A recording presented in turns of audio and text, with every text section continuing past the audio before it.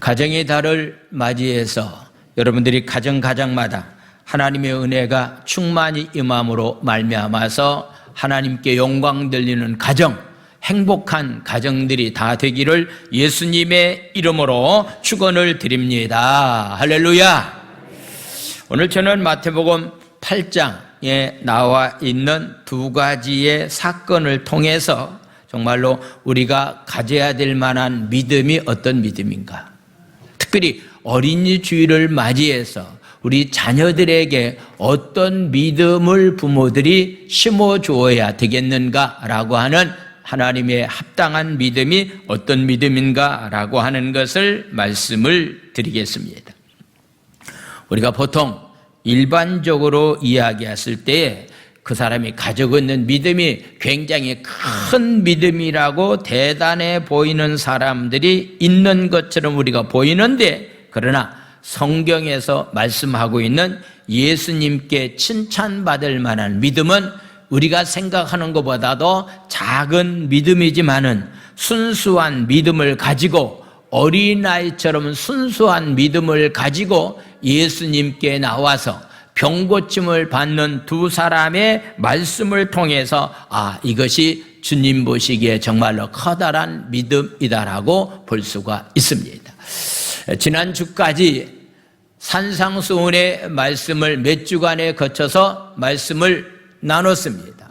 마지막 결론적인 말씀은 우리는 다 집 짓는 사람인데 말씀에 순종하는 자로서의 삶을 살아가면은 반석 위에다가 집을 짓는 사람이다라고 말씀하면서 말씀의 순종의 삶을 강조하고 있는 말씀으로 바로 산상보훈의 말씀을 마쳤습니다.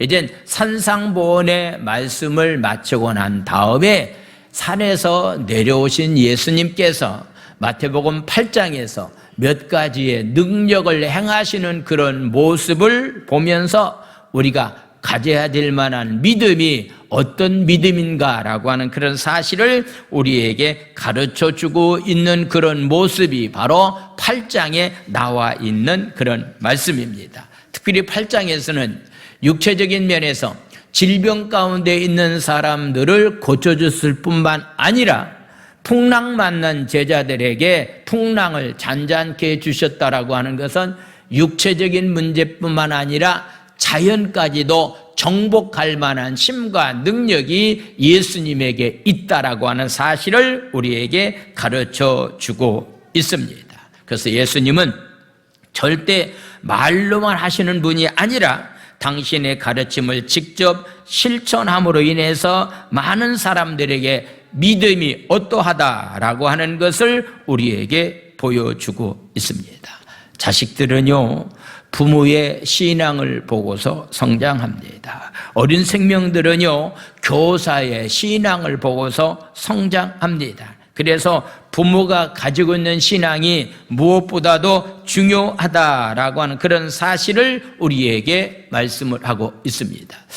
유튜브에 나와 있는 간증의 이야기를 하나 들었습니다. 지금 감사원장으로 계신 최재영 감사인데, 이분이요, 교회 신천 장로교회, 신천 로타리, 저도 서울에 있을 때에 부목사가, 저희 친구 목사가 있었기 때문에 그 교회를 몇 번 이렇게 방문한 적이 있습니다. 그 교회의 장로님입니다. 아버지도 장로님이었고 이제 아들에 해당되는 최재형 감사원장도 장로님인데요, 어렸을 때부터 말씀으로 신앙의 교육을 받았습니다. 경주 중학교 다니고 고등학교 다니고 서울대학 다니면서 자기 옆에 있는 친구 하나가 소아마비가 있습니다. 그래서 그 소아마비를 긍휼히 여기는 마음을 가지고 어머니의 신앙, 아버지의 신앙을 어떤 면에서 본을 받았어요. 그 아이를 업고서 대학교 과정까지 마친 가장 가까운 친구가 있다라고 하는 얘기입니다. 그가 감사원장으로 임명받아서 일하게 될 때에 그의 아버지와 동생은 병원을 경영하고 있는 원장인데 그에게 이렇게 편지를 보내면서 한 말이 있다고 한다면은, 너는 하나님 앞에서 일한다라고 생각하면서 일을 해라. 그러면은 반드시 하나님이 너를 도와주실 것이다. 하나님 앞에서 일한다라고 하는 마음을 가지고 일을 해야 된다라고서 가르쳐 주었더니 그가 지금 감사원장으로서 힘들지만은 귀한 사역을 잘 감당해서 많은 사람들에게 영향력을 주고 있는 그런 모습을 보게 됩니다. 부모의 신앙이 먼저 굉장히 중요합니다. 왜냐하면 부모의 영향권을 벗어날 만한 자녀는 없기 때문입니다. 바울은 아들처럼 여겼던 디모데에게 이렇게 편지를 보내고 있습니다. 디모데후서 1장 3절에서부터 5절까지의 말씀을 보겠습니다. 내가 밤낮 간구하는 가운데 쉬지 않고서 너를 생각한다. 바울은 아들을 위해서, 아들처럼 여겼던 디모데를 위해서 밤낮 쉬지 않고서 하나님 앞에 기도했다라고서 말씀하고 있습니다. 어떻게 자녀를 잘 양육할까? 여러 가지 방법 가운데 하나가 있다고 한다면은 자녀를 위해서 기도하는 부모님들이 되어야 됩니다. 할렐루야. 자녀를 위해서 기도하는 교사들이 되어야 됩니다. 무엇보다도 밤낮 간구하는 기도가 있었는데 청결한 양심으로 조상적부터 섬겨오는 하나님께 내가 감사한다. 너를 생각할 때마다 내가 기도한다. 그리고 내가 하나님 앞에 감사한다. 감사하는 이유가 있다고 한다면은 청결한 양심으로 거짓이 없는 믿음을 가지고 내가 지금 하나님을 섬기고 있기 때문이다라고 말하고 있습니다. 4절 말씀 보겠습니다. 4절 말씀. 4절 말씀을 보겠습니다. 내 눈물을 생각하여 너 보기를 원함은 내 기쁨이 가득하게 하려 함이다 라고서 말하고 있습니다. 5절 말씀을 보겠습니다. 이는 내 속에 거짓이 없는 믿음이 있다. 이 믿음은 먼저 내 외할머니 로이스에게 그런 믿음이 있더니 내 어머니 윤희계 속에 그 믿음이 있더니 내 속에도 그런 믿음이 있다라고서 말씀하고 있습니다. 특별히 유태인들은요 모계사입니다. 어머니의 계통을 혈통을 굉장히 중요시 여기고 있습니다. 외할머니에게 그런 믿음이 있더니 어머니에게 그런 믿음이 있더니 너에게도 그런 믿음이 있다. 거짓이 없는 믿음, 청결한 양심을 가지고 하나님을 섬겼던 믿음이 저절로 생긴 것이 아니라 외할머니를 통해서 어머니를 통해서 그런 믿음이 내려왔다라고서 말씀하고 있습니다. 오늘 저도 이런 말씀을 근거해서 나병 환자를 예수님께서 치료해 주셨다. 백부장의 믿음을 보고서 하인을 고쳐주셨다라고 하는 이 두 가지 사건을 가지고서요. 어떻게 우리가 자녀를 양육해야 될 것인가 라고 하는 그런 말씀을 나누겠습니다.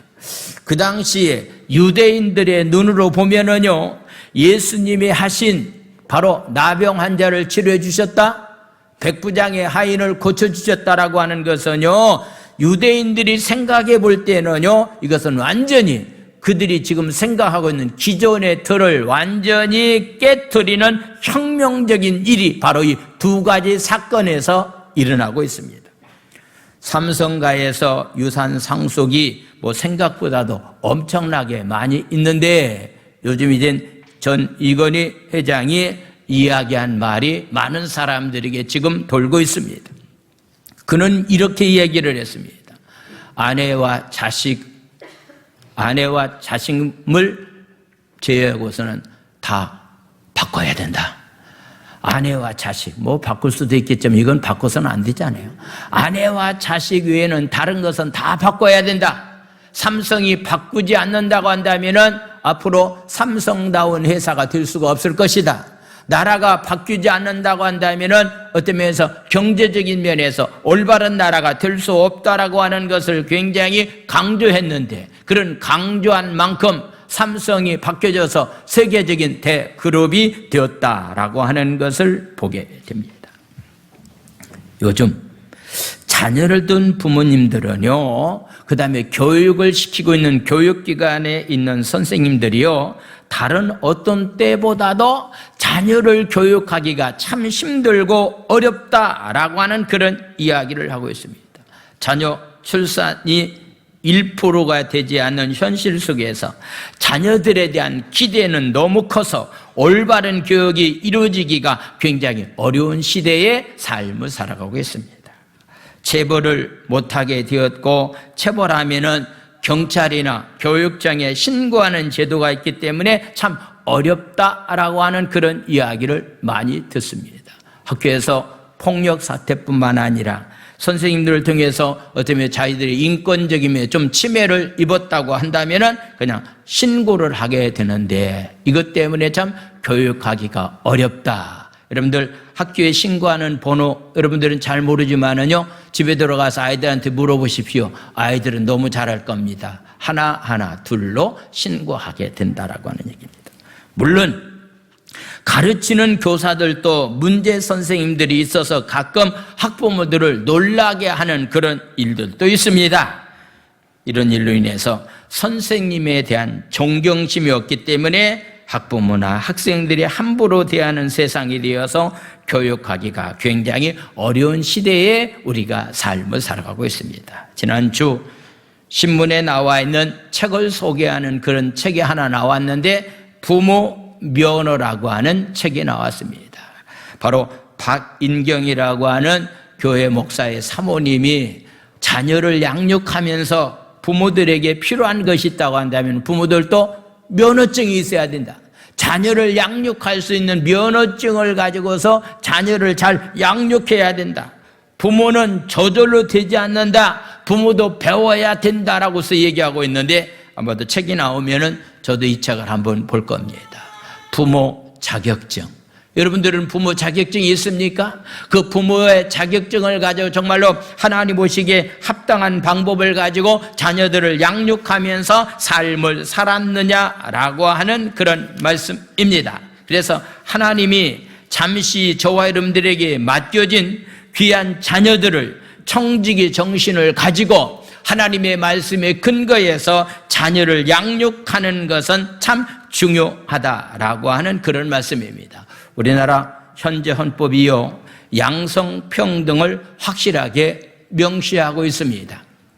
그런데 인권이라고 하는 것을 지금 이야기하면서 반헌법적인 표현을 사용해서 차별금지법을 만들어서 새로운 법을 통과시키려고 하고 있기 때문에 학생들에게 남성과 여성 외에 다른 성이 있다라고 하는 것을 지금 가르치고 있는 그런 가운데 있기 때문에 자라나고 있는 젊은이들에게 성적인 면에서 굉장히 정체성이 혼란한 가운데 있는 그런 모습을 보게 됩니다. 서울에 있는 교육청에서도요, 교육감이 이것을 학생들에게 실시하려고 하다가 학부모들이 지금 반기를 들고 일어나는 그런 입장이기 때문에 참 이런 것들이 참 어떻게 교육되어야 될 것인가 라고 하는 것을 참 걱정을 하고 있습니다. 요즘 우리 교회에서는요, 수요일날마다 우리 지하성전에서 어린 생명들에게, 주일날도 물론 그렇지만은요, 참된 성이 과연 어떤 것인가라고 하는 것을 정확하게 가르치고 있습니다. 서울시장이 된 오세훈 시장이요, 전임 시장인 박원순 시장이 젠더 이데올로기 정책을 펼쳤는데 그 정책을 중지하라고 이야기를 하고 있습니다. 대한민국의 헌법은 사람의 성별이 신체에 나타난 생물학적인 면에서 남성과 여성으로 구분되는데, 그래서 결혼도 남자와 여자가 만나서 한 가정을 이루게 되었는데, 그 박원순 시장은 남성, 여성 외에 바로 수십 가지의 제3의 성이 있다는 얘기가 아닙니까? 남자와 여자가 있는데 그분들은 얘기하기를 남자도 아니고 여자도 아닌 중간에 해당되는 제3성이 한두 가지가 아니라 여러 종류의 성이 있다라고 하는 것을 선택해서 젠더 이데올로기에 대해서 그들이 지금 이야기하고 있기 때문에 이런 정책을 중지시켜야 된다라고 지금 오세훈 시장이 지금 이야기를 하고 있습니다. 김부겸 총리 후보가 아마도 이렇게 또 총리가 될 겁니다. 그런데 그분이 2018년도에 동성애에 반대하는 사람들은 강력한 처벌을 해야 된다. 강력한 처벌을 하고 이들에게 벌금을 물려야 된다라고 해서 이야기한 사람이 앞으로 총리가 될 사람이 한 얘기입니다. 이런 면에서 본다고 한다면 걱정스러운 일들이 우리 교육 현장에 지금 많이 일어나고 있기 때문에 우리 신앙인들로서는요, 절대로 차별금지법을 통과시키는 일이 절대로 있어서는 안 됩니다. 할렐루야. 왜냐고 묻는다고 한다면 이것은 말씀과는 어긋나는 일이기 때문에 우리는 절대로 이것을 그냥 수용할 수가 없다라고 하는 그런 말씀입니다.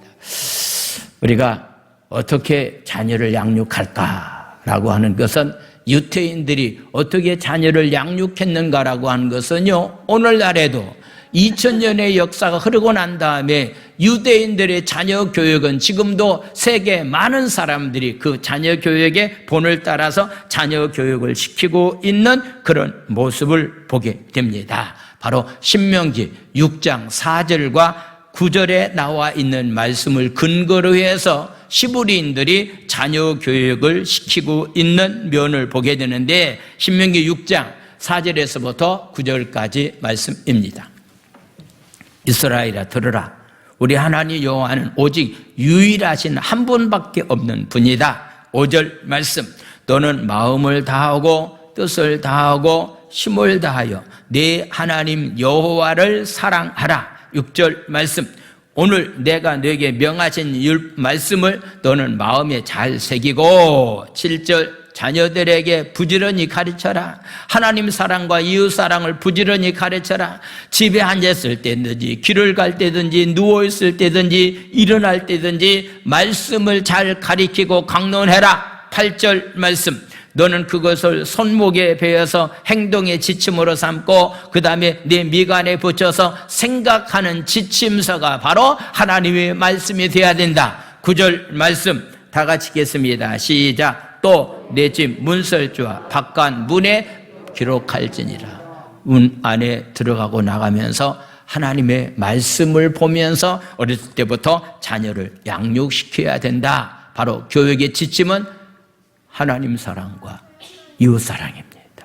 우리는 하나님의 사랑을, 하나님께 예배드리는 자로서의 삶을 살아갈 수 있도록 어렸을 때부터 자녀를 양육시키는 것이 굉장히 중요하고, 하나님을 사랑하는 마음을 가지고 이웃을 사랑하는 자로서의 삶을 살아가는 삶이 바로 올바른 교육 지침서에 해당되는 그런 말씀입니다. 요즘 형제 간에도 자기의 누이가 잔소리를 한다고 해서 어떤 면에서 여러 가지 일들이 있었지만은 자기 누이를 칼로 찔러서 죽이는 그런 일들이 일어나고 있습니다.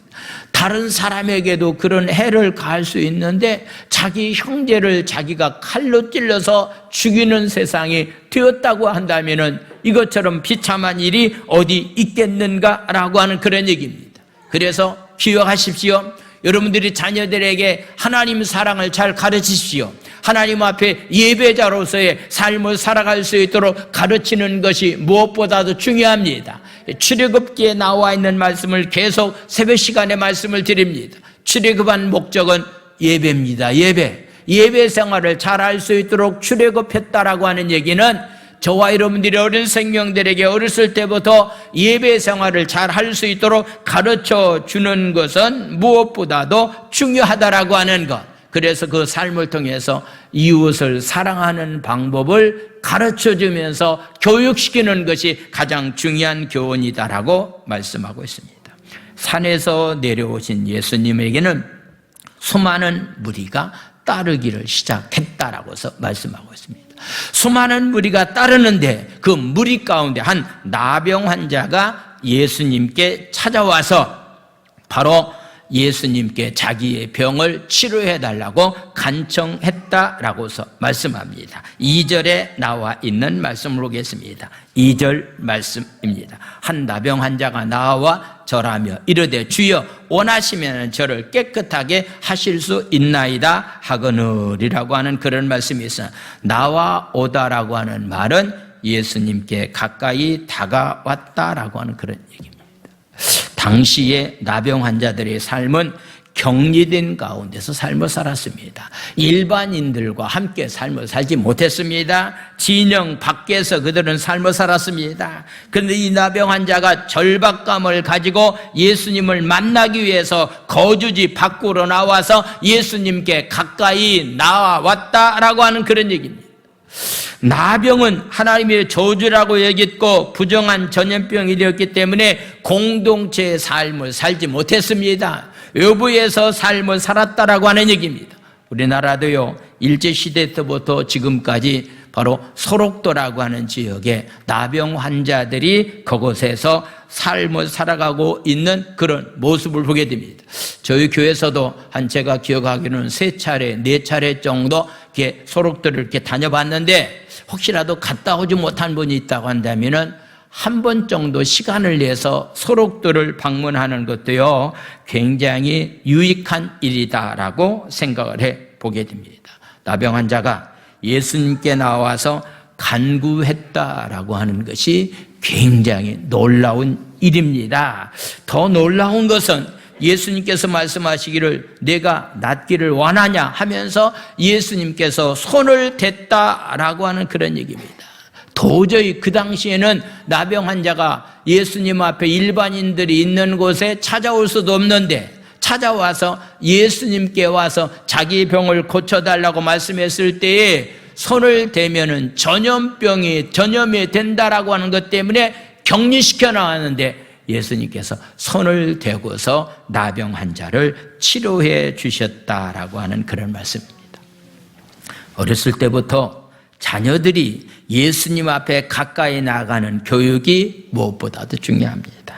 신앙 교육이 무엇보다도 중요합니다. 하나님의 사랑하는 방법을 가르쳐주는 것이 굉장히 중요합니다. 이웃을 사랑하는 것을 가르쳐주는 교육이 무엇보다도 중요하다라고 하는 그런 말씀입니다.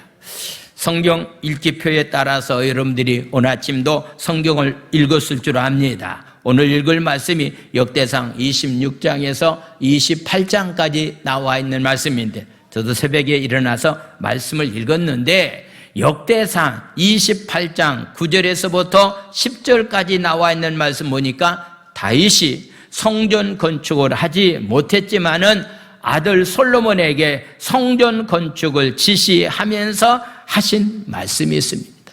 성전 건축할 수 있는 설계도를 만들어 놓고 10절까지 말씀입니다. 솔로몬에게 이야기를 하고 있는데, 내 아들 솔로몬아, 너는 내 아버지의 하나님을 알고 내 아버지의 하나님을 너는 정확히 알아야 된다. 사랑하는 성도 여러분들, 저는 이 말씀을 아침에 묵상하면서 내가 섬기고 있는 하나님을 내 자녀들이 얼마나 알고 있는가, 내 자녀들이 내가 섬기고 있는 하나님을 내 자녀들이 얼마나 알고 있는가, 하나님에 대해서 내가 정확히 알아야 된다. 온전한 마음과 기쁜 뜻으로 너는 하나님을 잘 섬겨야 된다. 여호와께서는 모든 마음을 감찰하사 모든 의도를 아시나니 네가 만일 그를 찾으면 만날 것이고 만일 내가 그를 버리면은 그가 너를 영원히 버릴 수가 있기 때문에 내가 섬겼던 하나님을 너는 잘 섬겨야 된다.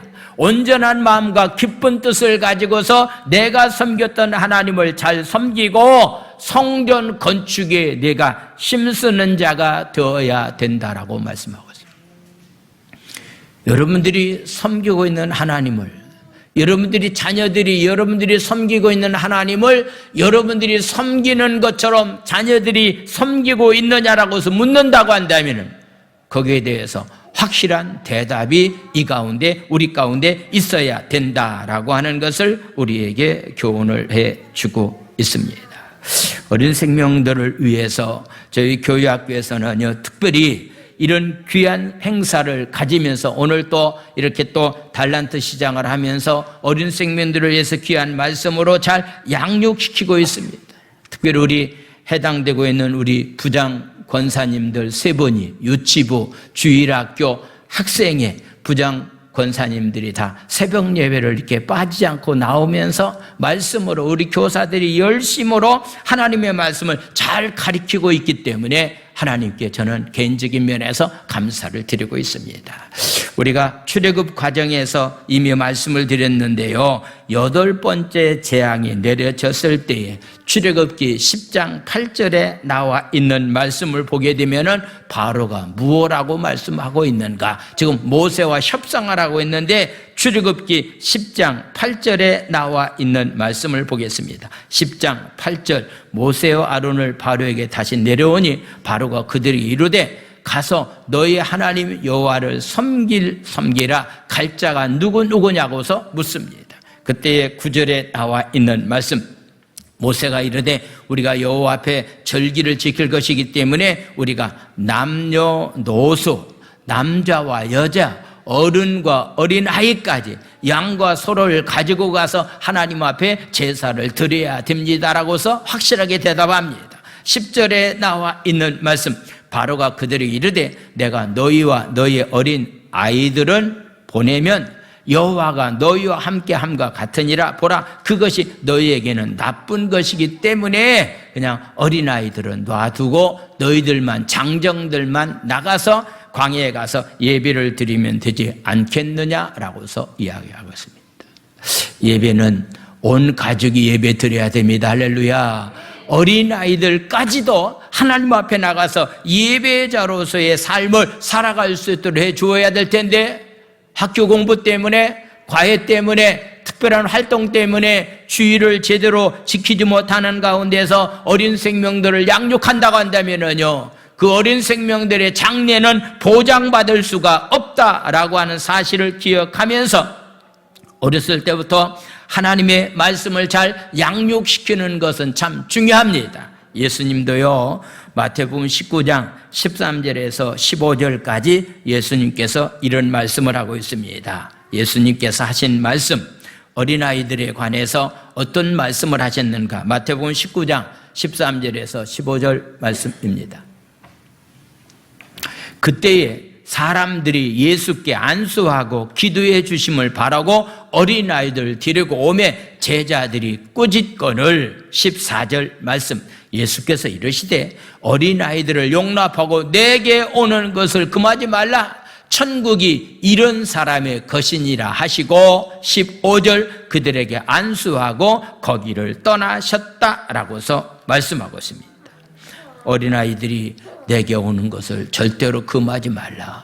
어린아이들이 교회를 가려고 하는데 부모 입장에서 만약에 가지 못하게 막는 일이 있다고 한다면 이건 정말로 잘못된 삶이다라고 하는 그런 얘기입니다. 어린아이들이 놀더라도 교회에 와서 놀도록 하는 것이 굉장히 중요합니다. 어렸을 때부터 하나님의 말씀 안에서 교회 생활을 잘 가르쳐 주는 것은 무엇보다도 중요하다라고 하는 그런 말씀입니다. 제가 초등학교 다닐 때에 50년대는요, 중학교 들어가는 과정이 굉장히 힘들었습니다.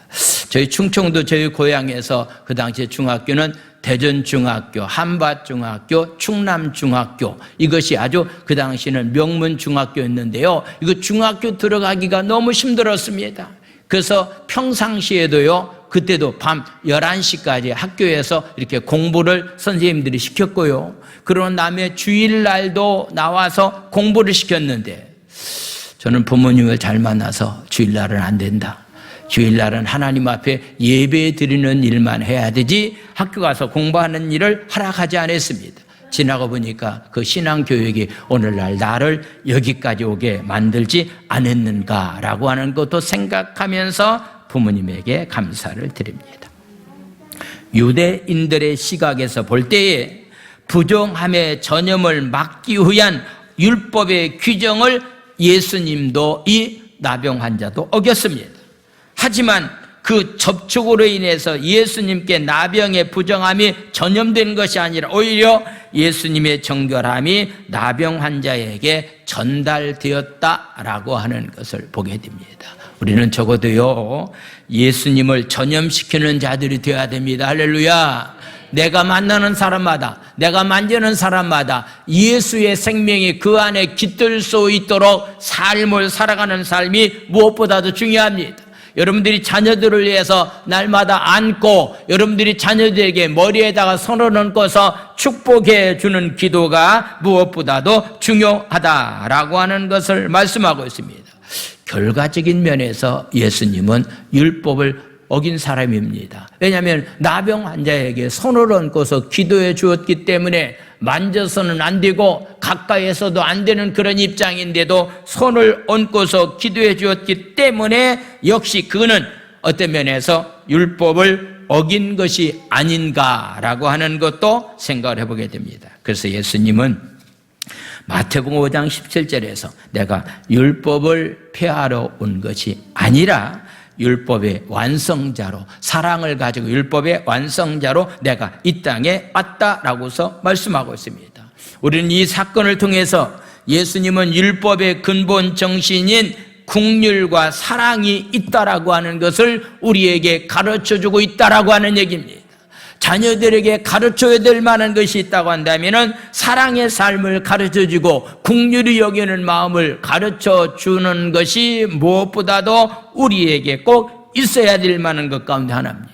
무조건적인 배척의 대상이었던 나병 환자가 이처럼 예수님께 나와서 문제의 해결함을 받았던 것처럼 복음은 그 누구에게도 차별 없이 은혜를 나눠주는 것이기 때문에 복음 앞에, 예수님 앞에 가까이 나아갈 수 있도록 자녀들을 양육하고 여러분들도 그런 삶을 살아가다가 예수님의 은혜가 삶의 현장에 나타나는 귀한 삶들이 다 되기를 예수님의 이름으로 축원을 드립니다. 할렐루야. 계속해서 마태는 당시 사람들의 눈으로 볼 때 하나님의 구원과는 전혀 관계없이 보이는 사람들이 예수님에 의해서 구원을 받은 사건을 말씀을 하고 있습니다.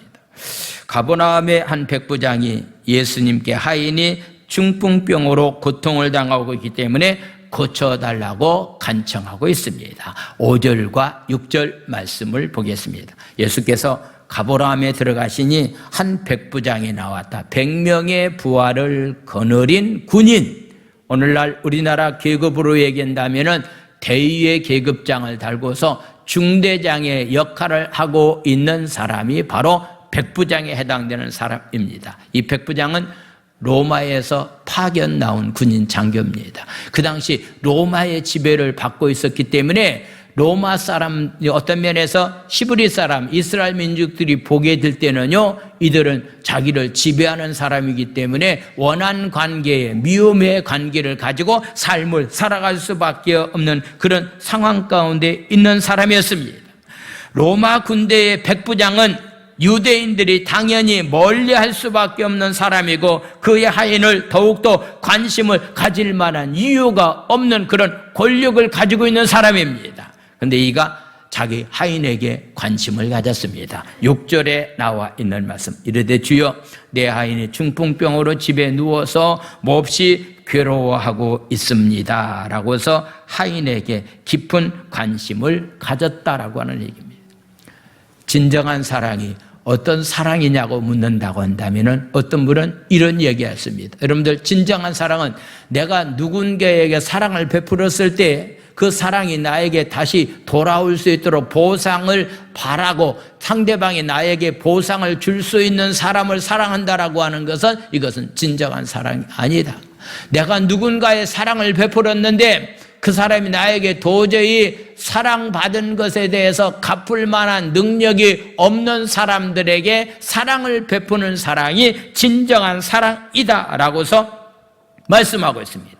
그래서 예수님도 깜짝 놀랐습니다. 아니, 백부장에 해당되는 사람이 그냥 자기 하인이 질병 가운데 있으면 무시할 수도 있는 그런 권력을 가지고 있는 사람인데 자기 하인에게 깊은 관심을 가졌다라고 하는 것에 놀랐습니다. 그래서 7절에 나와 있는 말씀 보겠습니다. 7절 말씀을 보겠습니다. 이르시되 내가 가서 고쳐주겠다라고서 예수님께서 말씀하십니다. 이 말씀을 들었던 바로 백부장은 예수님에게 무엇라고 말씀했는가? 아마도요, 예수님을 꼼짝 못하게 만드는 그런 말씀을 백부장이 하고 있는 것을 보게 됩니다. 8절과 9절의 말씀입니다.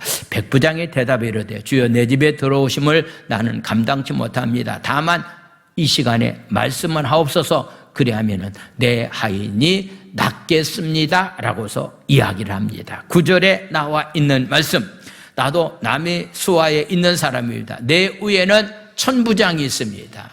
천부장 말을 나는 들어야 됩니다. 내 아래도 100명의 부하가 있습니다. 이더러 가라 하면 가고 저더러 오라 하면 오고 내 종도로 이것을 하라고 명령만 내리면은 내 밑에 있는 종들이, 하인들이 내 말을 다 듣고서 복종합니다 라고서 이야기를 하고 있습니다.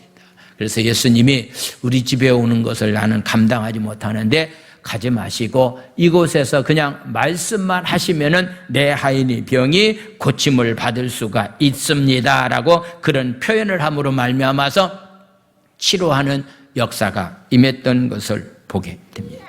오늘 이 시간에 저와 여러분들에게도 이런 믿음이 필요합니다. 할렐루야. 예수님의 권능은 민족적인 장벽을 뛰어넘었습니다. 유대인, 이방인, 유대인, 로마인이라고 하는 장벽을 뛰어넘었습니다. 지위의 장벽을 뛰어넘었습니다. 백부장이다, 하인이다라고 하는 지위의 장벽을 뛰어넘었습니다. 그리고 지리적인 장벽도 뛰어넘었다라고 하는 그런 얘기입니다. 이런 믿음이 바로 오늘날 우리에게 필요하다라고 하는 것을 우리에게 말씀하고 있습니다. 우리나라도 옛날부터 백이민족이다, 한 혈통을 가지고서 우리가 삶을 살아간다라고 하는 것을 굉장히 자랑을 했습니다. 이젠 동남아 지역에서 이주해서 결혼한 사람들이 10명 가운데 한 사람이 되었습니다. 10%가 되었습니다. 이젠 민족적인 장벽을 뛰어넘는 가운데서 이민족이 삶을 살아가고 있기 때문에 서로 사랑하면서 아름다운 관계를 유지하면서 삶을 살아가는 삶이 바로 우리의 삶이 되어야 된다라고 하는 것. 그래서 백부장이 가지고 있는 그 믿음을 놀라시면서 이스라엘 민족 중에서 이런 믿음을 가지고 있는 사람을 보지 못했다라고 주님은 선언하면서 이젠 복음이 유대인이 아닌 이방인에게 복음이 흘러가게 된다. 그래서 이 복음이 유대 아닌 이방인에 흘러가서 그들이 믿음으로 구원함을 받게 된다라고 하는 사실을 11절과 12절은 말씀하고 있습니다. 11절, 12절 말씀. 또 너희에게 이르노니 동서로부터 많은 사람이 이르러 아브라함과 이삭과 야곱과 함께 천국에 앉으려니와 12절 말씀. 그 나라의 본자손 시브리 민족들은 바깥 어두운 데 쫓겨나 거기서 울며 이를 갈게 될 것이다. 왜냐하면 복음을 거부했기 때문이다. 복음을 믿기만 하면은 민족을 초월해서 지리적인 것을 초월해서 지위를 초월해서 믿기만 한다고 한다면은 구원받는 역사가 우리 가운데 임할 것에 관해서 말씀하고 있습니다. 여러분들이 자녀들에게 믿음을 심어주는 것보다도 귀중한 것은 없다라고 하는 것을 우리에게 말씀하고 있습니다. 자녀들이 가지고 있는 믿음은 순수한 믿음입니다. 그냥 말씀하면은 아주 100% 그냥 순수하게 받아들이는 믿음이 자녀들이 가지고 있는 믿음이기 때문에 이런 믿음을 잘 심어줘서 자녀들이 장성한 후에도 말씀을 떠나지 않는 가운데서 삶을 살아갈 수 있도록 교육시킬 수 있는 저와 여러분들이 삶이 다 되기 원합니다. 할렐루야. 헌화식을 거행하도록 하겠습니다. 해당되는 아이와 부모님들은 앞으로 나와 주시기를 바랍니다.